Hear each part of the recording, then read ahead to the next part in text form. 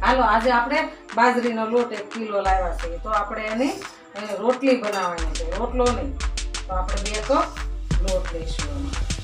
2 cup લોટ લઈ અને એને સાળી દેવાનો. આપણે 2 કપ લોટ લઈને આપણે સાળવાનો છે. આપણે રોટલી બનાવવાનું સારું. આપણે 2 કપ લોટ લીધો છે તો આપણે 2 કપ પાણી નાખવાનું છે. આપણે 2 કપ પાણી લઈશું. આપણે 2 કપ પાણી લીધું છે.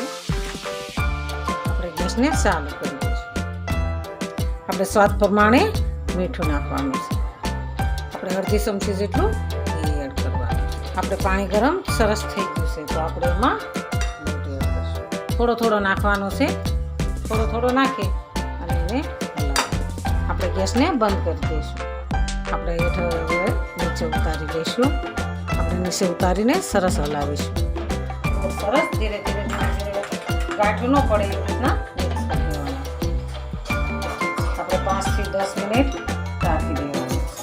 આપણે લોટને સરસ મિક્સ કરી દીધો છે તો આપણે એમાં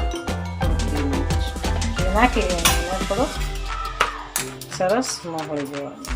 આપણે 10 મિનિટ સરસ થઈ ગઈ છે. આપણો લોટ સરસ તૈયાર થઈ ગયો. આપણો લોટ સરસ તૈયાર થઈ ગયો છે તો આપણે હવે એને રોટલી બનાવવાની છે. તો આપણે લોટી ગરમ થવા મૂકીશું. આપણે રોટલી જેવડું જ ગોળ લેવાનું છે અને એવું આપણે લેવાનું. એને આપણે લોટમાં બાજરીનો લોટ લેવાનો છે. એમાં આપણે રોટલીને સરસ વણવાનું. આપણે રોટલી સરસ વણી એને પલટાવી દઈશું. આપણે બીજી રોટલી એડ કરીશું. સરસ આપણી રોટલી ફૂલકી ફૂલકી મસ્ત બની ગઈ છે. હાલો આપણે બાજરીની રોટલી સરસ તૈયાર છે. એકદમ મસ્ત બની ગઈ છે. કૂણી માખણ જેવી બની ગઈ છે. તો કોને કોને રોટલી ભાવે છે બાજરીની તો મારા કમેન્ટ બોક્સમાં લખીને મોકલજો.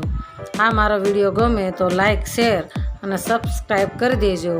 રાધે રાધે.